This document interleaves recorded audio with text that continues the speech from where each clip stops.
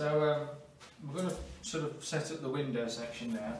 You've got the cover for the window here, but what these poles are designed to do basically is to act as a window frame, as it were. So what you need to do first of all is underneath in the aluminium subframe, if you sort of lift up this flap, you'll see that there's an eye ringlet there, and to correspond with the eye ringlet there's normally a sort of hole that's been chamfered and drilled into the aluminium subframe. Now that'll be at an angle. There'll be an angle simply because you're sticking one of these poles in, and if you move it around you can see that sits in the pole, that sits in the hole comfortably at that angle. But what we're saying is this frame here doesn't want to be comfortable. It needs to be sort of swinging up to act as a window frame. So if you were to erect the tent, what you do is you put it through the eyelet and then through here, and see it sneaks out like that. So I mean, this one's easy in situ now, but imagine when it's 7 foot up on a roof rack. And here you go, you just hook that around there like that, part of the window. You do the same the other side. You hook it through the eyelet, comfortably there. You guide it into the hole. You have the hook part sort of coming up.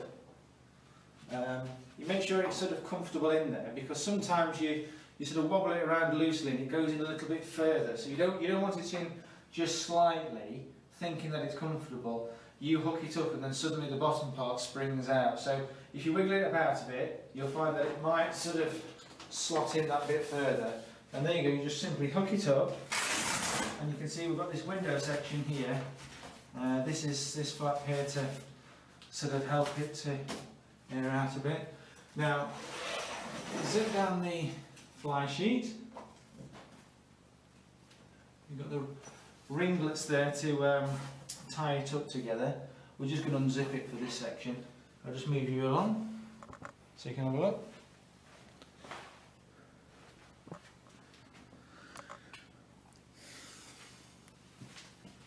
And then you've got obviously the tent part of it as well. So we'll just undo this, and really this is probably one of the best views you can get for the actual interior of the tent, just for lighting purposes.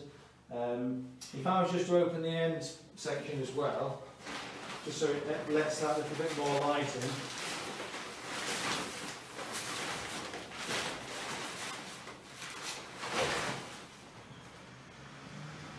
Keep that there before it falls down.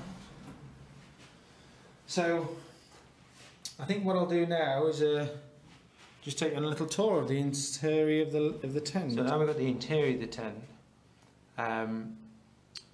sort of panning from side to side.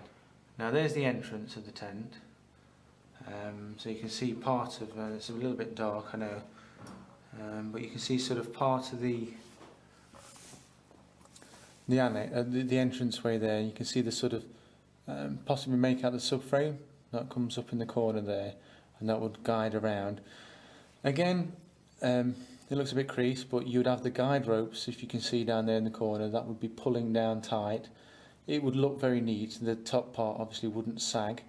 That would be quite tight as well.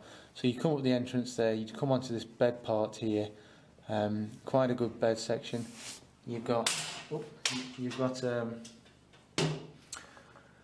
over there some pockets, you can store things. You've got a pocket there, you can store things as well. Another window section. You've got a section up there to hold things as well. We'll have a look at that. It's a bit lighter.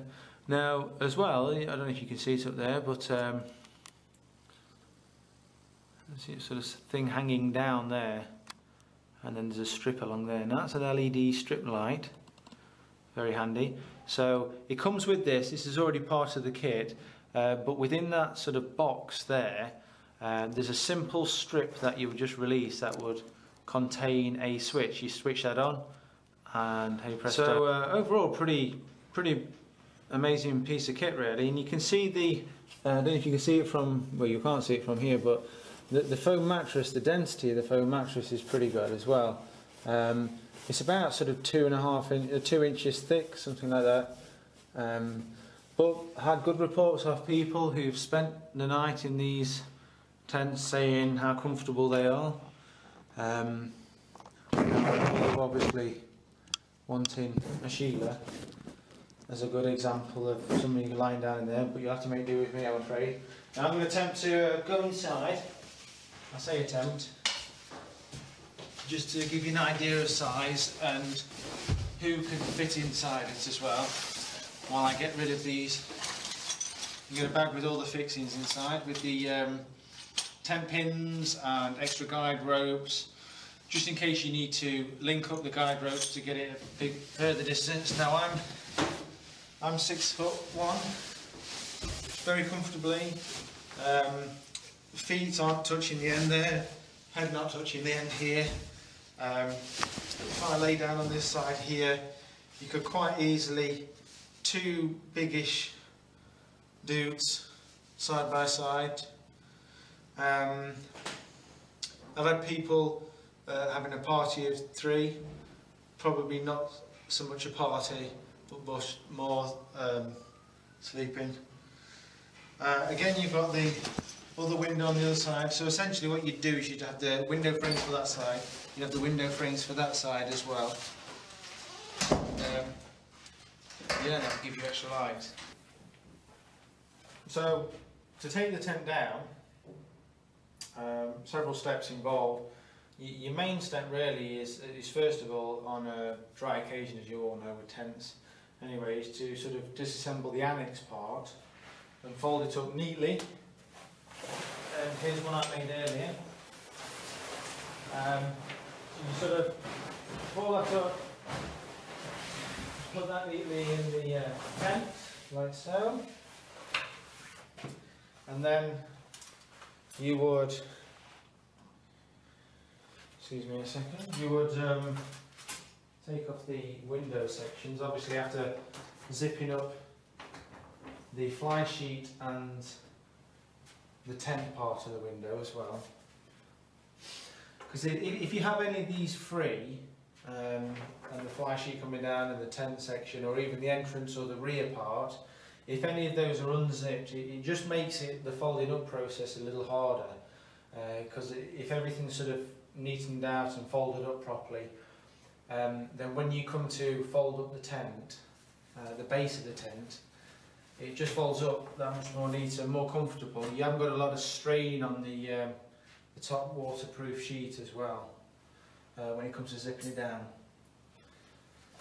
Again, the more you do it, the more flexible this becomes, and the better it is, because the more often you do it on a run as well. Say if you're camping at one place, you stop off at another place, it becomes easy to fold and bring out, and this becomes easier, the base becomes easier to level out and so. So I've just put everything, the main part back into the tent, the annex is back in the tent, the window section's back in the tent as well. So if we just fold this up, like I say, you just fold it back, it's very easy. Again, starting with one side, you just undo one side, and that simply just unhooks there, loosens it off this side, and then you can just pull it out there like that.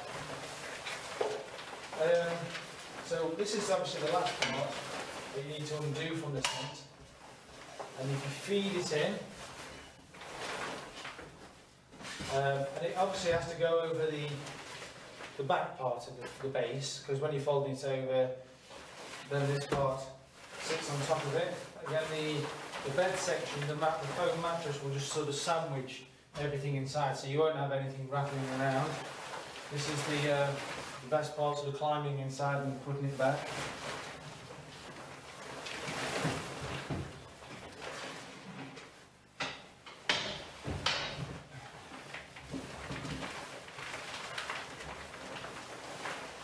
Try to make things as noisy as possible. That's great. So now this bit will end up being folded inside anyway, and I'm going to zip down undo these, because if you remember what I said last time, that if the fly sheet or the entrance way isn't released. It just adds that extra bulk to folding it over. I've tried it several times with doing that, and it's just really awkward because you end up sort of having to force it down, as it were.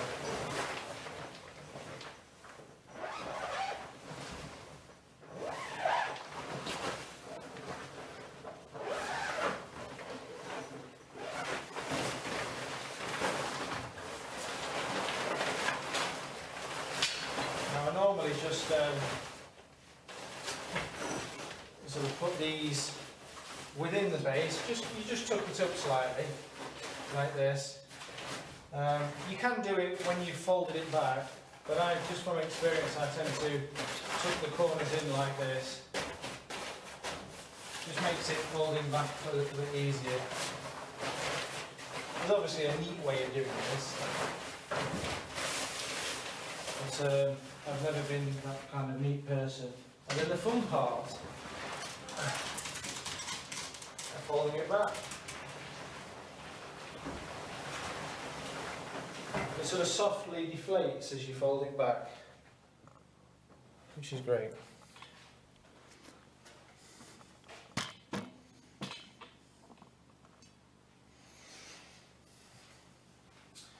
And then in order to, well, once it's folded back, you can see this bit sort of hanging out everywhere.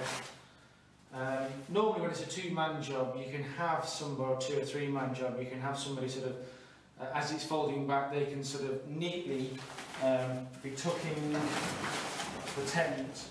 Because it's sort of within a frame system, as you lift up each frame, each part will neatly tuck under, like so. I've said the word neatly quite a lot. So you pick up the frame, there's also another frame system here.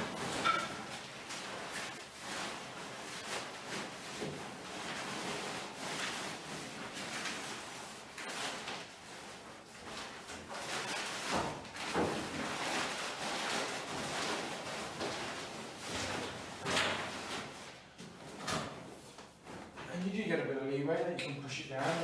Obviously, with it all new material, this is actually in the duvet.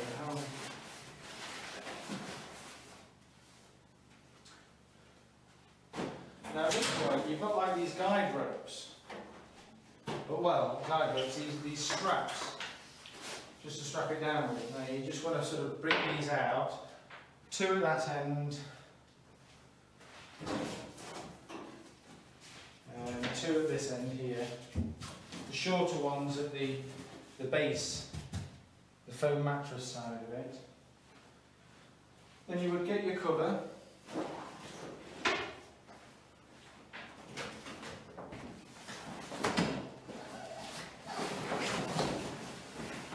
Again, it's usually a two-man job.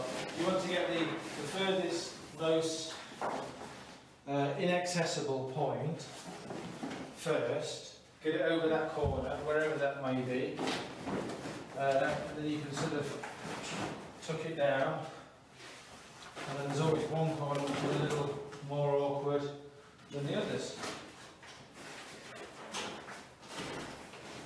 And there you go, that's your uncle, and Sheila wasn't here. Again, we've got the centre section with the ladder. Now this is a little bit baggy on this centre section with the ladder, as you can see. And why is that, you may ask? It's because we've obviously left out the extension ladder. So if you imagine the extension ladder would be on top of the other ladder there, so this would look a little neater because this centre section with the ladder would be over the top of this as well and down. That makes sense. I mentioned before about the zip on here, and I couldn't find the zip on the base, and I realised the reason why is because what I didn't show you was when I took out the annex, inside there as well as is another base section, the same material as this, the sort of UPVC base section, which you would have underneath it fastened to it already. So that would permanently be on there. And that's got a zip section which this would attached to. So essentially what you're doing is you're encasing the whole tent in this material here. And then when you erect the tent, you're just really taking the top level of this material off, leaving the base, which is the same as that, if that makes sense. So there you go, there's the tent. It's on offer at the moment.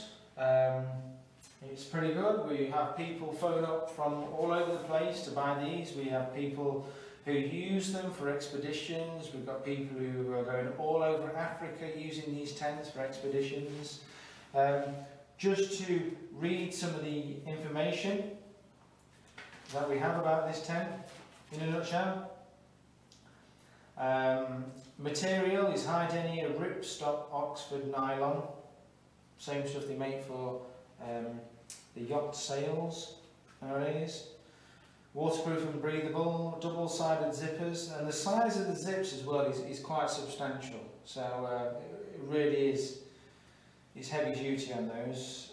Oxford polyester fly sheet, good water shedding ability, UV stabilised, laminated PVC cover.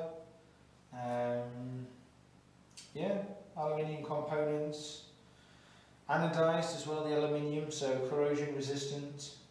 So basically, the people that have made this tent, our manufacturers who've made this tent for us, I've put some thought and effort into it, just simply because when people use this for the intended use of off-roading or on expeditions, wherever it may be, Africa, South America, Europe, wherever it is, it can stand the elements, withstand the elements, and you can go from side to side. You can erect it, you can put it back again. Overall, how long did that take to open up and put back in again? If it's two men there, it's a 10-minute job, isn't it? So, Direct4x4, get your expedition roof tent now.